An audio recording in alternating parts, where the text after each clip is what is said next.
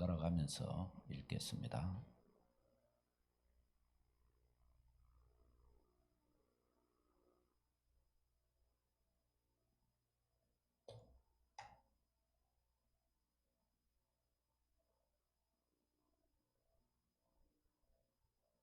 일 절 말씀. 하나님의 종이요 예수 그리스도의 사도인 나 바울이 사도된 것은 하나님이 택하신 자들의 믿음과 경건함에 속한 진리의 지식과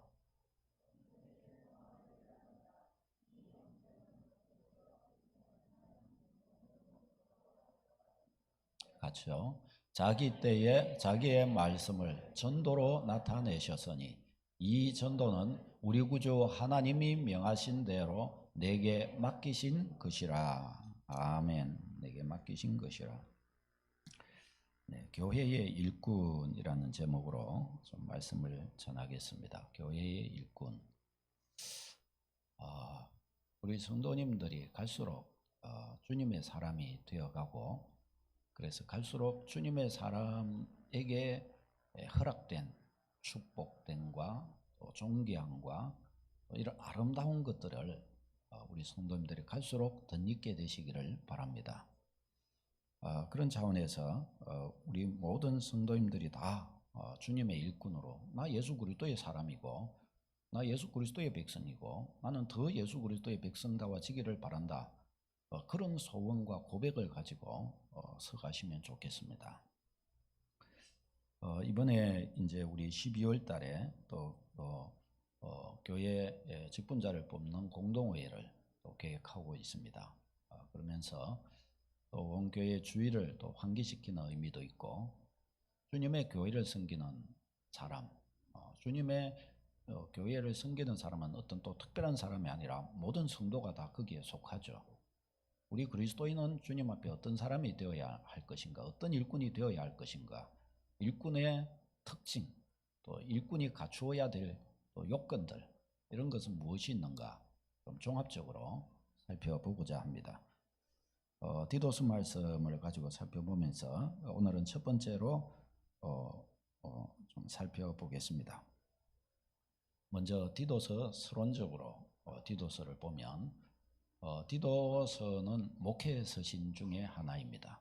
목회 서신이라면 디모데 전후서가 목회 서신입니다. 그리고 디도서가 목회 서신인데, 왜 이 목회 서신이라고 할 때 목회 서신, 뭐가 목회 서신이냐 하면은 교회의 사역과 또 교회의 지도자를 세우고 또 교회의 생활은 어떻게 해야 되는 것인가, 또 교회의 문제들 앞에서 그런 것들은 어떻게 그런 것들을 대하고 또 헤쳐가야 될 것인가, 뭐 이런 목양적 측면에서 교훈을 주고 있습니다. 디모데에서도 디모데가 목회자거든요. 바울의 제자이면서 목회자. 그래서 디모데에게 어떻게 에베소 교회를 섬겨야 할지 가르쳐 주는 것이고, 이 디도서는 이제 이 디도도 디모데의 바울의 제자입니다. 디도를 향하여 이제 그레데 섬에 디도를 파송하면서 디도가 어떻게 그레데 섬에서 목양적 사역을 감당해야 할 것인지 디도를 권면한 그런 내용입니다. 그게 목회 서신이고요. 이제 이 디도서의 저기 좀 잘못됐는데, 디도서의 저자는 디도가 아니라 바울 사도가 디도한테 보낸 편지입니다. 저기 좀 잘못됐네요. 디도에게 어떻게 목양해야 할지를 알려주는 내용입니다. 그럼 여기 나오는 이 디도가 누구일까요? 디도는 헬라인입니다. 다른 말로 하면 이방인입니다. 이방인으로서 바울 사도의 전도를 받고 예수 그리스도의 백성이 된 사람입니다. 그러니까 사도 바울의 제자입니다. 제자. 사도행전에 보면 바울의 3차 전도 때에 이 디도를 고린도에 이렇게 파송하게 됩니다.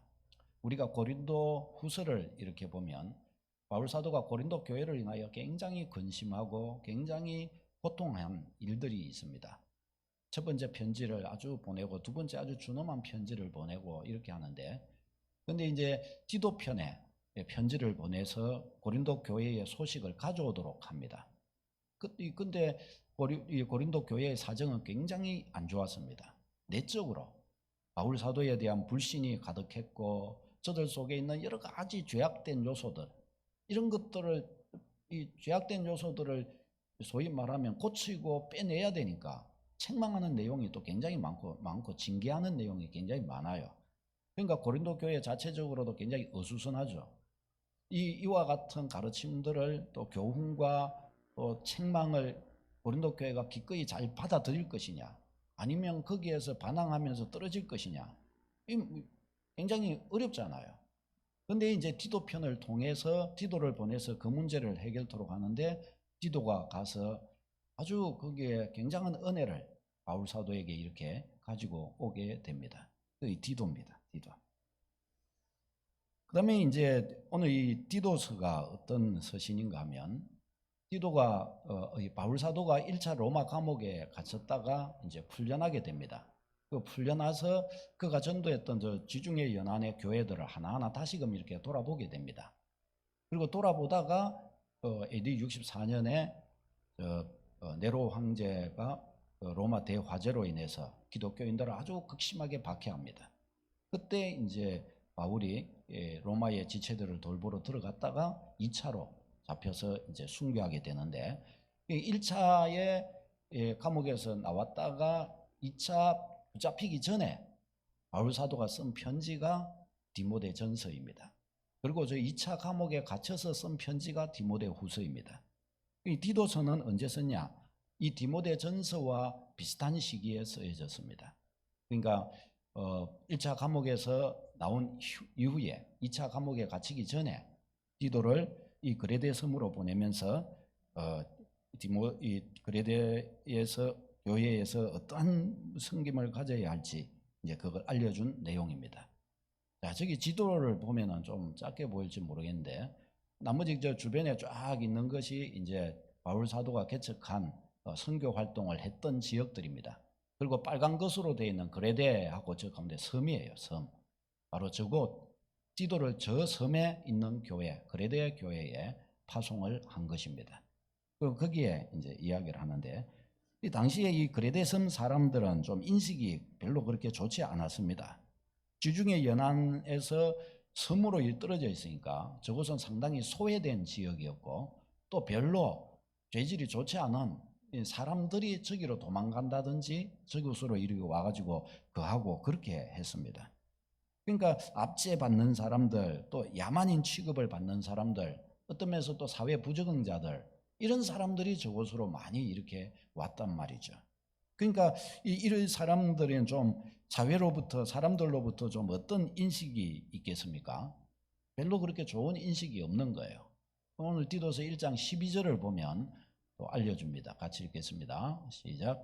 그레데인 중에 어떤 선지자가 말하되 그레데인들은 항상 거짓말장이며 악한 짐승이며 매만 위하는 게으름뱅이라 하니. 그러니까 이 그레데 사람들을 향한 사람들의 인식이 저랬단 말이죠. 그러니까 거짓말장이요, 또 짐승같이 악한 짐승처럼 하고 자기 배만 위하는 자요, 또 게으름뱅이요. 그러니까 조금 아주 거친, 또 섬에 있으니까 또 아주 거친 사람, 아주 본능적으로 행동하는 거친 사람들이라는 것입니다. 디도는 이제 이 까다로운 고린도 교회에 파송되어 그 고린도 교회의 참으로 문제들을 잘 이렇게 해결을 해왔고, 이번에는 또 저 어디로 파송을 받아요? 또 저 그레데로 이렇게 파송을 받은 것입니다. 아마도 디도는 굉장히 성숙한 사역자였던 것 같아요. 어려운 일들을 잘 감당하며 그런 곳에서 나가서 참 빛을 발했던 그런 사람이었습니다. 바울은 디도를 향해서 나의 참 아들, 내 형제, 나의 동무, 동역자, 또 나와 같은 심령으로 같은 길을 가는 자, 디도를 향하여 바울 서신에 보면 이런 식으로 평가를 한 것을 볼 수가 있습니다. 그러니까 바울 사도가 디도를 얼마나 신임했고 또 같은 신앙으로서 얼마나 많은 우정과 이 은혜를 함께 공유했는가 하는 것을 알 수가 있습니다. 바울 사도는 이제 디도서를 통해서 그레데 교회의 질서를 바로잡고 또 중요하게 오늘 본문에 알려주는 대로 바른 일꾼을 세우도록 디도를 파송하게 됩니다. 5절입니까? 내가 너를 그레데에 남겨둔 것은 하면서 이야기를 하죠. 일꾼을, 장로를 세우기 위함이다 라고 가르쳐 줍니다. 이런 측면에서 이 디도서를 통해서 교회 일꾼으로서 마땅한 모습이 무엇인가, 교회 하나님의 백성으로서 기본적으로 기초에 쌓여져야 할, 있어야 할 중요한 것들이 뭔가, 덕목들이 뭔가, 우리 이런 것들을 좀 새겨야 하겠습니다. 오늘 살펴볼 것은 그리스도인의 정체성입니다. 그리스도인으로서의 정체성이 분명해야 된다는 것입니다. 여러분은 그리스도인이 맞습니까? 여러분은 여러분 스스로를 그리스도인이라고 여기십니까? 여기에는 태어날 때부터 예수님을 믿은 분이 있고, 또 예수님을 믿은 지 50년, 60년, 70년이 되셨을 수도 있습니다. 혹은 어떤 분은 예수님을 믿은 지 1년이 안 되셨을 수도 있고, 또 몇 개월, 또 며칠이 이었을 수도 있습니다. 그렇지만 중요한 것은 아무리 오래 믿든지 또 아무리 믿은 연수가 얼마 안 되든지 이건 큰 차이가 아닙니다. 가장 기본적인 것, 중요한 것, 나에게 그리스도인 정체성이 있는가 합니다. 그리스도인으로서 내가 그리스도께 속한 사람이다. 어제 믿었어도, 아니 오늘 믿었어도 내가 이제부터 그리스도께 속한 사람으로 살련다. 나 이제 예수 그리스도의 사람으로 살련다. 사람이 이렇게도 살 수 있고 저렇게도 살 수 있고, 그렇지만 나는 이제 내가 속한 조직을 바꿨다. 어디로 갔냐? 나는 예수 그리스도 파에 속한 사람이 될 것이다. 나는 예수 그리스도 파에 속하여 살겠다. 이 그리스도인인 거예요. 그리스도인. 그리스도인으로서의 정체가 분명해져야, 정체성이 분명해져야 어떻게 되는 거예요? 그 다음부터가 있는 것입니다. 저는 우리나라 정치 지도자들, 국회의원들을 보면은 이 정체성이 불분명해요. 우리나라 각 정당들을 이렇게 보면은 정체성이 아직 불분명해요. 우리 한국 민주주의의 역사가 그리 오래지 않아서 그런지 몰라도 꼭 그리 오래지 않았지만은 한국 민주주의는 굉장히 세계적인 수준입니다. 아주 선진국에 보다, 다른 어떤 선진국보다 훨씬 월등한 민주주의의 어떤 이런 것이 지금 실현되고 있어요. 근데 그러면서도 우리 속에는 아직 좀 민주주의로 있지만 민주주의의 아주 수준 높은 어떤 모습이 있기도 하지만 어떤 부분에 있어서는 아직도 고쳐져야 될 부분들이 많이 있어요. 그 중에 하나가 뭔가 하면 색깔이 불분명하다는 것입니다. 그냥 이 국회의원들을 이렇게 보면, 각 정당들도 보면은 진짜 자기가 그쪽에 자기의 가치와 자기의 정체성이 있기 때문에 그쪽으로 가는 게 아니에요. 시시각각 바뀌고 표 받기 위해서 이쪽 갔다 오만 사람 다 하는 거예요. 그 이름을 거론하면 좀 그렇지만 이현주 씨 같은 사람 아시죠? 여기 갔다 저기 갔다, 이 당 갔다 저 당 갔다, 만당 갔다 저 당 갔다. 그 일전에 제가 왜 그 말을 하는가 하면, 일전에 저게 우리 부산의 저쪽에서 그분 이제 시국이 아니고 자기의 어떤 소신이랄까, 그 정치적인 어떤 이런 그걸 이야기하기 위해서 목사님들 모아놓고 그분이 이야기를 했단 말이죠. 근데 어느 날 이렇게 봤더니 딴 데가 있어요. 이게 뭐예요 이게? 정치인이 그러면 안 되는 거예요. 정치인은 뭐예요? 자기 정체를 분명하게 국민에게 밝히고, 나는 이런 정체를 가진 사람이고, 나는 이런 종류를, 나는 이것이 가치 있다 생각하고, 나는 이런 종류를 그래서 나로 하여금 의원이 되게 해주신다면 내가 이런 전략을 펴서 나는 국가를 위해 이런 일을 해보겠습니다. 이게 나온단 말이죠. 그래 국민이 그것을 보고 분별을 해서 나는 저런 게 좋다, 이걸 당신이 해주시오, 이렇게 된단 말이죠. 근데 우리나라의 국회의원은 이게 안 되는 거예요. 조금 그거 했다가 보면 이렇게 갔다가 또 나중에 보면 저렇게 돼 있어요. 그럼 색깔이 없는 거예요. 그러면 국민은 그럼 뭘 보고 뽑아요? 이게 안 되는 것이에요, 이게. 이번에 미국 선거가 있는데 펠로시가 있고 그다음 트럼프가 있었잖아요. 트럼프는 그 사람은 크리스찬답지 않은 크리스찬이에요. 자기도 그리 생각해요. 근데 이분의 정치적인 성향은 완전히 분명해요. 이분의 정치적 성향은 완전히 기독교적입니다. 이분은 스스로 그렇게 자인하고 그렇게 하는 거예요. 그러니까 기독교인들은 어떻게 해요? 이분을 절대적으로 지지하는 거예요. 그분이 지지 막 이런 거 유세 같은 거 하면 크리스찬들이 와갖고 막 찬송 부르고 있잖아요. 막 위에서 할렐루야 하면서 기도하고 이러면 트럼프는 하면서 하고 하는 거예요. 왜? 자기하고 딱 맞는 길을 가기 때문에. 근데 그 사람이 기독교인으로서 그렇게 해주는 것인가? 그게 아니고 그 사람은 정치인입니다. 정치적 성향이 그러하기 때문에 우리는 하나님의 법도와 같은 이런 종류를 좋아하고 그런 정책을 기뻐하는 사람을 우리도 기뻐한다. 그런 의미에서 정치적인 어떤 이런 일을 하는 거예요. 근데 그때 펠로시는 어떻게 했느냐? 펠로시는 완전히 반기독교적이거든요. 이 사람은. 그러니까 기독교인들이 그 사람을 지지하는데 와가지고 기독교인들이 와서 펠로시 하면서 할렐루야 여호와를 찬양합니다 하고 하나님을 찬양합니다 하고 아멘 하고 이러고 하니까 잠깐만요 이러더니 당신 여기는 당신이 있을 곳이 아닌 것 같습니다. 가시기 바랍니다. 펠로시는 그랬대요. 그리고 완전히 다른 거예요. 성향이. 자기들의 정체를 명확하게 보이는 거예요. 그러니까 어떻게 해요? 국민들도 헷갈리지 않는 겁니다. 정확하게 나는 이 사람 좀 부족하고 이 사람 신앙적으로 봤을 땐 별거 아닌 것 같아도 나는 이 사람이 기독교적인 걸 좋아하는 나는 이것에 동의한다. 그래서 그 사람을 찍어주고 저 사람을 봤을 때 이 사람은 다른 거 다 해게 좋고 이렇지만은 나는 내 인생의 주체적인 가치는 하나님인데 이 사람은 하나님을 싫어한다. 나는 그 하나님 싫어하시는 일 이 사람은 많이 한다. 동성애 이쪽 관련된 법안해갖고 미국 완전히 말아먹은 사람들이 그쪽 부류거든요. 근데 그걸 그렇게 한 거예요. 그러니까 그 사람들한테 당신은 이것이 아닙니다. 자기도 딱 그렇게 선을 끊는 거예요. 그러니까 어떻게 해요? 색깔이 분명한 거예요. 색깔이 분명해. 색깔이 분명하니까 잘 되든지 못 되든지 명확하게 선이 그어지는 것입니다. 여러분 이게 참으로 중요합니다. 그리스도의 길을 간다는 것은 정체성, 분명한 정체성을 가리는 것입니다. 나의 정체성은 뭐냔 말이죠. 성경은 뭐라고 그러냐? 차갑든지 뜨겁든지 하기를 원한다. 뜨뜻 미지근하면 내가 좀 구역질이 난다. 토하여 내치리라 하나님 그러셨습니다. 주님 앞에 엎드린 여러분들 명확한 그리스도인의 정체성을 확실하게 가져야 할 줄로 믿습니다. 좌로나 우로나 치우친다거나 여기에 한 발 저기에 한 발 그래가지고서는 신앙이 여러분에게 답이 되지를 못합니다. 그렇게 해서는 신앙은 그냥 여러분의 액세서리 정도에 불과합니다. 액세서리가 뭡니까?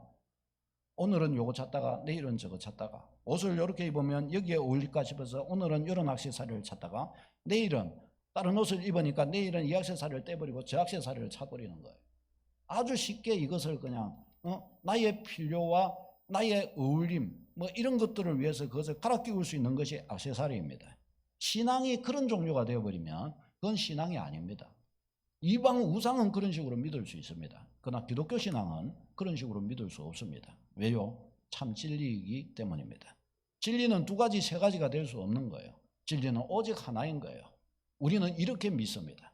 다른 사람은 신앙을 가지고 성경을 봐도 이게 과연 진리냐? 좋은 책은 맞아도 진리라고는 생각지 않는다. 이렇게 믿는 사람도 많아요. 그러나 우리는 성경을 진리로 믿는 줄로 믿습니다. 오직 예수 그리스도. 예수 그리스도를 왜 믿냐? 오직 예수 그리스도가 진리이시기 때문에. 그분 외에는 구원이 없고 아무리 인간이 이렇게 잘하고 저렇게 위대하고 대단하고 그래도 예수 그리스도 아니면 구원 못 받고 지옥 백성이다. 이걸 믿는 거예요. 오직 예수 그리스도를 믿는 거예요. 이것이 우리의 믿음의 정체입니다. 사랑하는 여러분, 우리는 오늘 이 본문 속에서 우리의 정체가 분명하게 드러나도록 해야 합니다.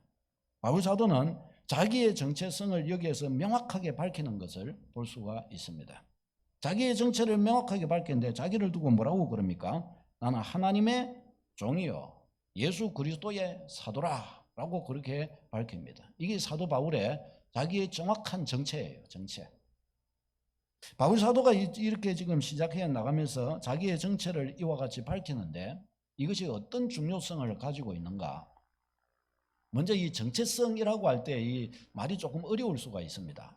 그런데 이것을 쉽게 말하면 나는 누구인가에 대한 답입니다. 나는 누구인가? 누군가가 너는 누구냐? 라고 물었을 때 그거에 대한 답입니다. 여러분 이 영적인 답이죠. 여러분은 누구입니까? 이것에 대한 답을 내려야 된단 말이죠. 바울 사도는 이 디도스를 시작하면서 정확하게 이것을 밝혀주고 있습니다. 자, 여기에서 처음에 알려주는 것이 바울 사도는 나는 하나님의 종이다 라고 그렇게 자기 자신을 이야기합니다. 여기에서 하나님의 종이다 할 때 종이라고 부른 단어가 이 둘로스입니다. 둘로스. 이 둘러스라는 단어를 원어에 더 적합하게 표현하자면 사실은 노예입니다. 노예. 나 예수 그리스도의 노예다라는 뜻입니다. 우리의 의감에 더 맞는 단어는 노예입니다. 노예. 노예가 어떤 사람입니까? 노예는 주인에게 완전 예속된 사람입니다. 노예는 자기 마음대로 살 수 없고 사유재산도 없습니다. 노예는 어떻게 해요? 모든 것이 주인에게 예속되어 있습니다. 주인의 뜻대로 사는 사람이 노예입니다. 노예는 다른 사람 말 안 듣습니다. 누구 말 들어요? 오직 주인이 하는 말만 듣는 거예요. 이게 노예입니다. 노예. 그 노예는 자기 스스로를 주장할 권리가 없습니다. 노예는 철저히 주인에게 예속되어 있기 때문에 노예는 철저히 주인을 주시하고 있고 주인의 뜻, 주인의 명령에 주시합니다. 그 주인의 뜻, 주인의 명령을 따라 노예는 살아갑니다. 노예의 소유, 노예의 재능, 노예의 미래, 노예의 가족, 노예의 생명까지도 다 주인의 것입니다. 누군가가 바울사도를 향해서 당신은 누구입니까? 라고 물었을 때 바울사도는 첫 번째 이 말을 한 거예요. 나는 예수 그리스도의 노예입니다. 하나님의 노예입니다. 라고 말합니다. 자, 여기에서 본문에는 하나님의 노예라고 그렇게 말했죠. 그런데 로마서 1장 1절을 보면 예수 그리스도의 종 바울은이라고 그렇게 이야기를 합니다.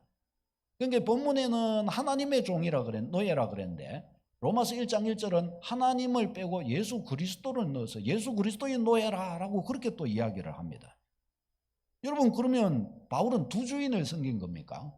하나님과 예수 그리스도, 그런 걸까요? 아니죠. 우리가 믿는 하나님은 어떤 분이셔요? 성부, 성자, 성령, 삼위로 계시는 유일하신 하나님이십니다. 그러니까 한쪽에서는 성부 하나님을 들어서 하나님의 종이라고 했고 다른 쪽에서는 성자 예수님을 들어서 예수 그리스도의 종, 노예라고 그렇게 표현한 것입니다. 표현이 다를 뿐 의미는 똑같은 것입니다. 하나님의 노예라는 것입니다. 하나님의 노예. 하나님과 주 예수 그리스도의 노예입니다. 사랑하는 여러분, 이것은 비단 바울 사도의 정체일 뿐만 아니라 이 디도의 정체이기도 합니다. 그리고 디도의 정체일 뿐만 아니라 또 뭐예요? 바울 사도의 신앙, 디도의 신앙을 그대로 계승하고 이어받은 12사도의 신앙을 그대로 이어받은 저와 여러분, 우리가 또한 뭐예요? 예수 그리스도의 노예임을 믿습니다. 옆에 분에게 이야기해 주십시다. 당신은 예수 그리스도의 노예가 맞습니까?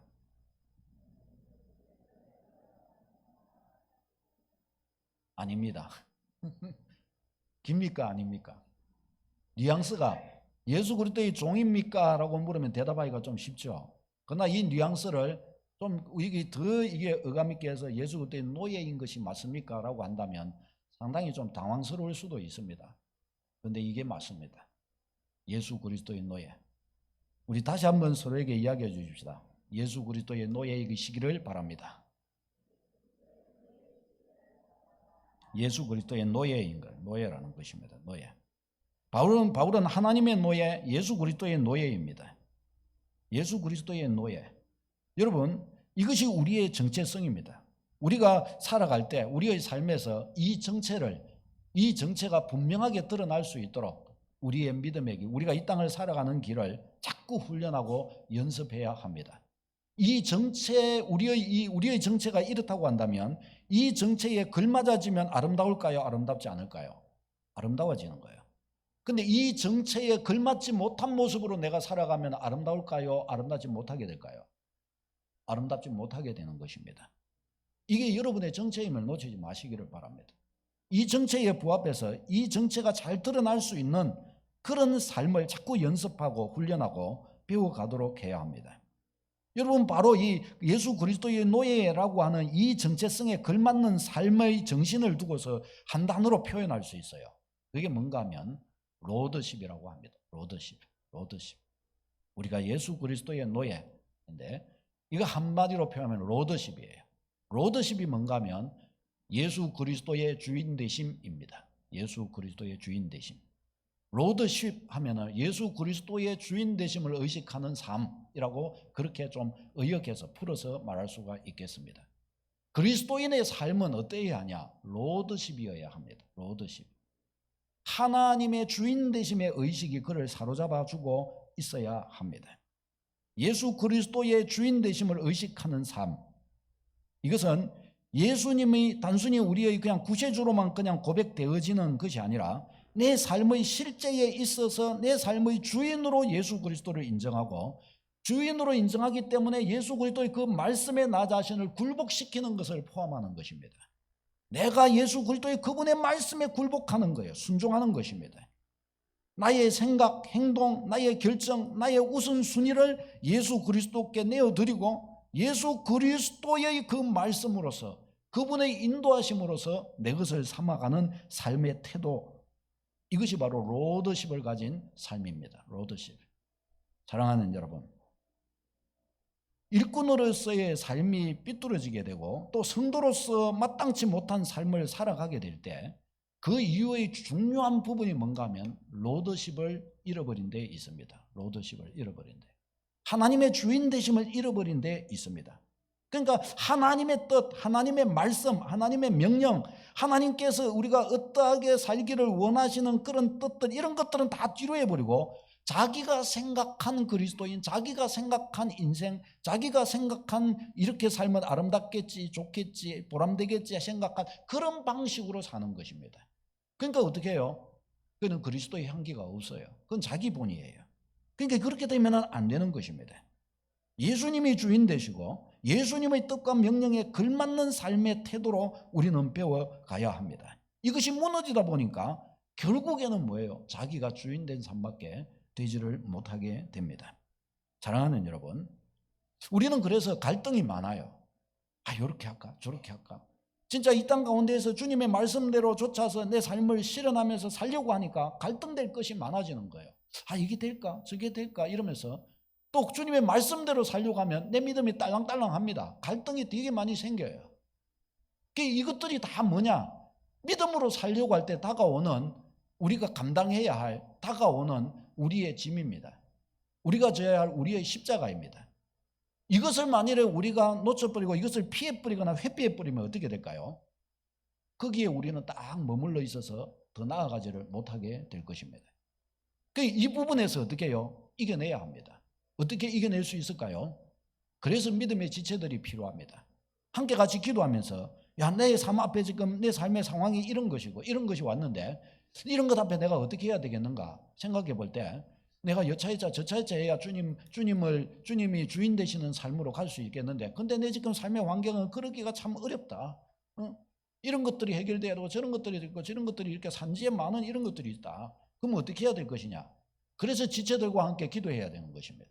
함께 같이 기도로 부탁하고 함께 같이 기도하며 하나님의 답이 나타나기까지 인내하고 기다릴 수 있는 힘, 이런 것이 믿음을 세워주게 되는 줄로 믿습니다. 여러분, 그리스도의 방식은 그런 식으로 움직여야 합니다.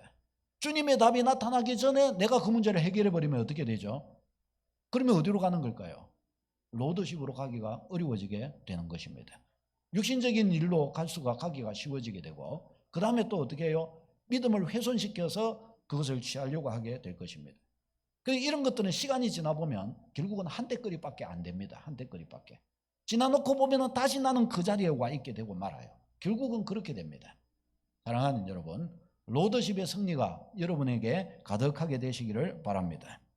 우리 그리스도인들은 계속해서 이 로더십으로 승리해 가야 합니다.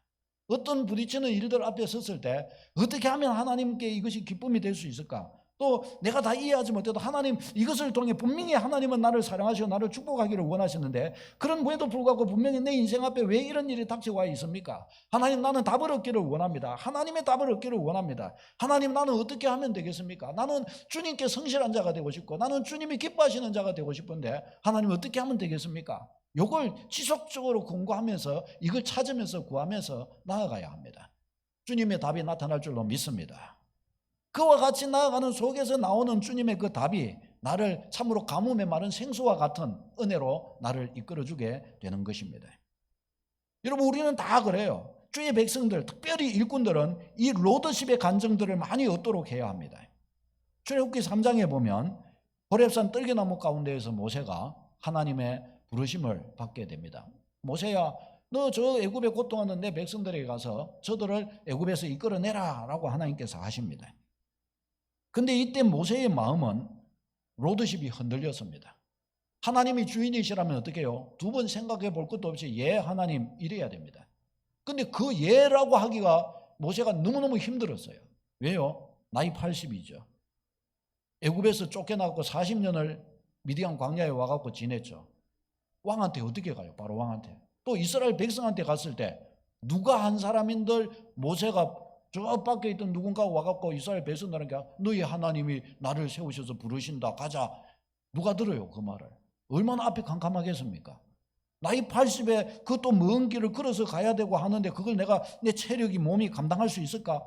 너무너무 안 되는 거예요. 그래서 바울사도 그래서 이 모세는 로드십이 흔들린 거예요. 주인이 가라면 죽든지 살든지 가다가 죽더라도 가야 되는 건데 그게 안 되는 거예요. 그러니까 너무너무 힘든 거예요. 그래서 이 모세는 5번을 부인합니다.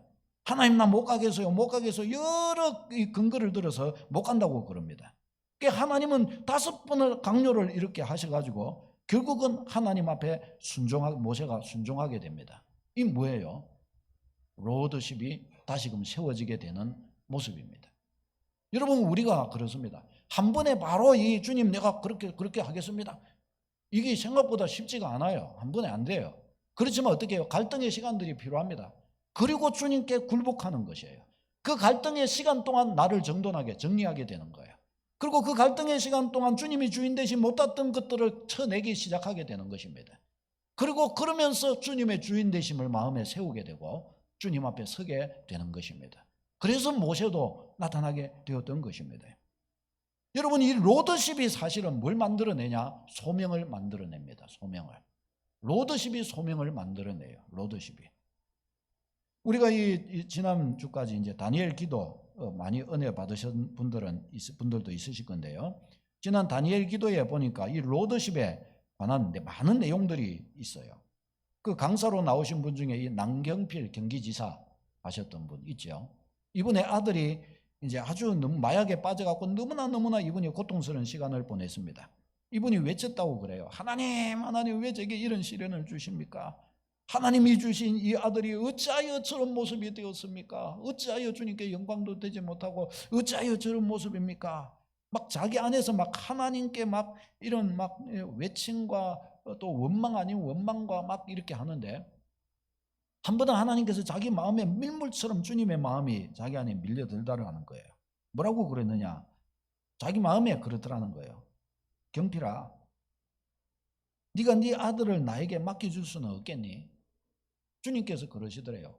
그 가만히 이렇게 생각하니까 나는 내 아들을 하나님께 돌봐달라고 그랬는데 이게 아들을 하나님의 아들로 생각하고 하나님의 아들입니다로 들여지지는 않았다라는 거예요. 거기서 자기가 한번 깨어지고 그러면 좀 그래갖고 더 이제 시간이 지나가지고 있다가 나중에 하나님께서 또 말씀하시는 것이 경필아, 이 땅에서 네 아들과 같이 망가진 수많은 사람들이 있단다. 그들로 인해서 그들의 가족 너같이 고통한 수많은 사람들이 있단다. 네가 저 아들들을 너희 아들처럼 돌봐줄 수 없겠니? 하나님께서 그에게 그렇게 다가와 주시더라는 거예요. 이 일 앞에서 그때 자기가 난 앞으로 내 미래를 어디에 들이면서 이제 정치도 안 하니까 살 것인가라고 생각했는데 하나님이 그 깨달음을 주시더라는 거예요. 그리고 이것을 가지고 이제 있는 속에서 그때 KBS에선가 자기를 이렇게 초청해 갖고 갔는데 자기를 소개하면서 바로 이 마약 사범 일 관련해 가지고 이런 분들을 돌보는 아주 차이층의 전문가로 자기를 소개하더랍니다. 자기는 아직 그렇지도 않은데 아직 지금 각가하고 생각만 하고 있는 중인데 거기에서 자기의 소명을 다시금 확신하게 되고 그리고 거기에서 이제 이런 이야기들을 좀 나눴는데 그때부터 시작해갖고 우리나라에 유수한 많은 뜻있는 사람들이 연락을 해오고 함께 같이 이 일을 동참하기로. 그래갖고 지금 그 일이 아주 지금 기하급수적으로 빠르게 진행되고 있다는 이야기를 들었습니다.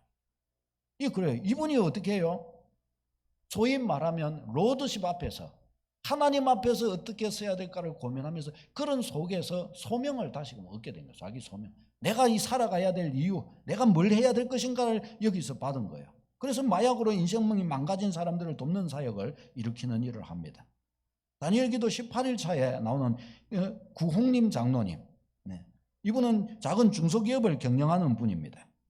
근데 이분은 하나님이 주인 되시는 삶을 살기를 이렇게 열망하다가 가만히 이렇게 생각해 보니까 내가 제일 많은 시간을 투자하고 제일 많은 시간을 보내는 것이 뭐지? 하니까 소위 말하면 자기 직장인 거예요.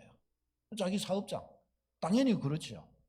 그렇다고 한다면 내가 하나님의 주인 되신 삶을 살려고 한다면 여기에서 벌써 하나님 주인 되심을 여기에서 구현해야 내가 그렇게 살 수 있는 것 아니냐, 이 생각이 미친 거예요. 그러면 어떻게 해야 될까 하다가 어떻게 하냐, 이 사업장을, 이 직장을 교회화하자. 여기서 일터교회를 만들었다는 거예요. 일터교회를.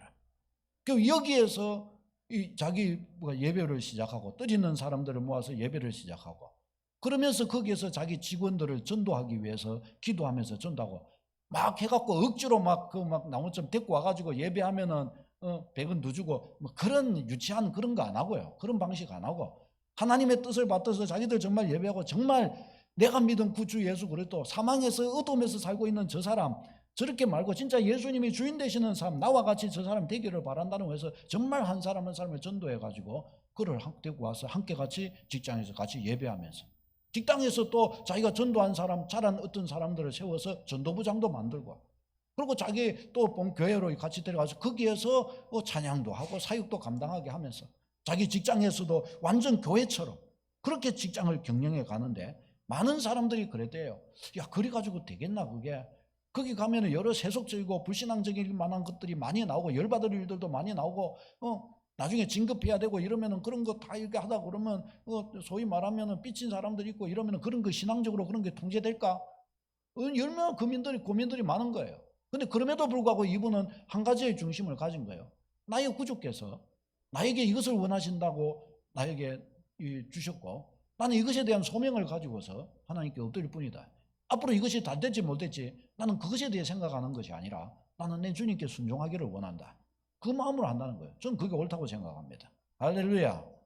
우리는 내일을, 내 자신도 내일을 모르는데 내가 하는 일의 내일이 어떻게 될지 어떻게 알겠어요? 다만 구주께 순종할 뿐입니다. 할렐루야. 라오스 선교를 갈 때도 구주께 순종한다는 마음으로 가시기를 축복합니다. 더 크게 아멘 하시기 바랍니다. 우리의 삶이 그렇습니다. 주님께 순종하는 믿음과 마음으로 나아가는 것입니다. 결국 이 장로님 이야기를 그렇게 들어보니까 그 일터 가운데에서도 눈물이 흘러요. 그죠? 그냥 교회보다 더 그 은혜가 더 많아요. 일터 교회가. 얼마나 아름다운지, 얼마나 좋은 게 아닌지. 그에게 이와 같은 하나님의 은혜를 부어주셔서 그렇게 세워갖고 그렇게 헌신할 수 있도록 소명, 주님으로부터 소명의 자리를, 길을 그는 가도록 그렇게 해 주셨습니다. 거기 보니까 많아요. 장애우들을 섬기기 위해서 애쓰다가 젊은이로서 사회적 기업인 히즈빈저 커피숍 창업했던 임정택 대표, 임씨예요. 임씨가 뭐 다 좋은 거 이런 건 아니지만 어쨌든 이 사람은 그냥 임씨더라고요. 의사가 되어서 의사 생활을 하면서 질병에 걸려 죽을 둥 살 둥 거의 죽을 위기에 처해 있었던 그런 훈련 연단을 받은 분이 있는데, 이분이 의사 이제 면허를 가지고 있다가 이 낙도 선교를 누군가의 요청으로 한번 갔다가 낙도 선교에 헌신하게 된 거예요. 그리고 매번 여기에 돈을 많이 벌어가지고 여기에 그 다 투자하면서 여기에 그렇게 헌신하며 살아가는데 얼굴이 해같이 빛나는 거예요. 박정훈 원장. 이 로드십, 이 하나님의 주인 되심 앞에서 소명을 받았고 이 소명 앞에 순종하며 주님의 사람으로 살아가는 것이에요. 얼마나 좋은 게 아닙니까? 얼마나 멋져요. 여러분, 이 땅이 얼마나 축복된 땅인지, 참으로 우리나라의 이 수많은 사람들이 이 예수 그리스도의 주인 되심 앞에서 정말 이 로드십의 이 놀라운 축복 앞에서 소명을 받고 빛과 소금의 역할을 감당하며 사는 무수한 사람들이 있음을 고백합니다. 우리는 이 사람들과 다른 사람일까요? 우리가 똑같은 정체성을 가진 사람입니다. 이들과 똑같은 정체성을 가지고 있습니다. 예수 그리스도의 노예. 할렐루야. 우리가 이 똑같은 이 정체성을 가진 사람이기 때문에 구주께서 저들을 향하여 저와 같은 소명을 허락하셨다면 우리도 우리를 향하여, 주님은 우리 인생을 지금 다듬어 가시고 우리 인생을 가르쳐 가시고 우리 인생을 깨우쳐 가시고 가시면서 우리를 바로 그 소명의 자리로 부르시는 것을 믿어야 할 줄로 믿습니다. 많은 경우에 소명의 자리는 정말 우리가 애통하고 아파하는, 어떤 면에서 우리에게 가시가 되는 어떤 그런 것들, 내가 고통하고 그래서 이 분야만큼은 내가 깊은 곳까지 내가 알고 있다라고 말할 수 있는 그런 분야가 어떤 면에서 우리의 소명이 될 가능성이 많더라고요. 저도 제가 목회자가 된 거 있잖아요. 목회자가 이럴 때 왔는데 저 신학교 조리 갈 때 공부 하루 했습니다. 하루. 준비하고 간 게 아니에요. 거기는 교리 공부도 해야 되고 영어도 돼야 되고 그 성경도 좀 잘 알아야 돼요. 그거 가로 넣고 그 가로 성경 구절하고 바로 답 넣기 다 나오는 거예요. 그 많아요. 그런 것들이. 교리 다 나와야 되는 것입니다. 뭐 그러니까 뭐 영어는 학교에서 공부했다 치고 성경 이거 어떻게 다 알겠어요? 그런데 제가 청년 때 얼마나 성실히 말씀 공부하고 성경 읽고 교회에서는 안 해도 저 혼자 성경 구절 암송하고 얼마나 많이 했던지 성경 몇 장 몇 절은 잘 몰라도 첫 줄만 첫 단어만 이야기하면 쭉 나와버리는 거예요. 웬만한 구절들은 다 나와버리는 거예요. 그러니까 뭐 공부할 게 없어요. 갔는데 그냥 바로 1학년 들어오라고 그러는 거예요. 1학년 들어오라고. 제가 이거 안 가려고 제 속으로는 얼마나 속으로는 싸웠는지 몰라요. 속으로는 내적 싸움을 했는지 몰라요. 지나놓고 보니까 이게 내 소명이었기 때문이에요. 이 싸움을 내가 왜 내적으로 관심 없으면 내가 왜 내적으로 이 싸움을 했겠어요. 내 마음을 붙드니까 이 싸움을 할 수밖에 없었던 것입니다. 결국 여기에 붙들리게 되었던 것입니다. 그 여기에서 주의 의를 위하여 달려가고 있는 것입니다. 사랑하는 여러분, 우리가 연약하고 부족합니다. 그렇기 때문에 더욱더 로더십에 순종해야 할 줄로 믿습니다. 우리가 나는 뭐 내가 내 인생 책임지면 내가 뭐 다 알기 때문에 난 내 마음대로 살 수 있다. 그렇다면야 뭐 로더십 필요 없습니다. 너 당신이 주인 되어 그렇게 살아가면 될 것입니다. 그러나 로더십이 우리에게 너무 중요해요. 왜? 우리는 우리 인생의 주인됨의 능력을 주인됨의 일을 감당할 수 없는 존재이기 때문입니다. 로더십을 믿으시기를 바랍니다. 하나님이 여러분 인생의 주인으로 개입하시고 하나님이 여러분 인생의 주인으로서 역사해 주시는 분이십니다. 여러분은 로더십을 포기하지 마시기를 바랍니다. 이것 앞에서 여러분이 살아가고 이것으로 인하여 고민하시고 이것으로 인하여 갈등하시기를 바랍니다. 그리고 로더십의 답을 얻으시기를 축복합니다. 여기에 여러분의 평생에 가치 있는 것이 여기에 있습니다. 누가복음 6장 46절 같이 읽겠습니다. 시작.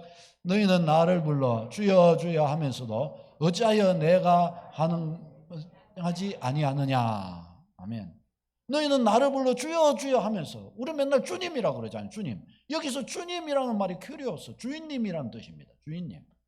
그러니까 이 주인님, 그럼 주님이 주인님이시면 우리는 뭐예요? 눌러서 노예입니다. 노예. 예수님을 주님으로 고백하잖아요. 주님으로. 할렐루야. 주님은 우리에게 말씀하십니다. 너는 나를 주여 주여 하면서 어찌하여 내 말하는 것을 너는 행하지 아니하느냐. 그렇다면 내가 네 주인인 것이 맞느냐 물으십니다. 사랑하는 여러분, 저는 원하건대 저 자신에게 그러하고 우리 모두가 다 진솔하게 주인님 앞에 바른 모습으로 서게 되기를 바랍니다. 그리고 우리의 경영하고 살아가는 삶의 방식과 모습들을 주님 앞에서 주인님 앞에서 딱 주워놓고 이것이 내가 주인님 앞에서 주인님이 주인님 대신 그런 모습에 걸맞는 모습인지를 추스러 놓고 주님께 칭찬 넣는 바로 그 노예 종의 모습으로 우리가 다 다듬어지고 세워지시기를 축복합니다. 놀라운 능력이요 역사가 나타날 줄로 믿습니다. 옆에 분에게 이야기해 줍시다. 주의 노예로 살면 상상치 못할 은혜가 있습니다. 할렐루야. 기도하겠습니다.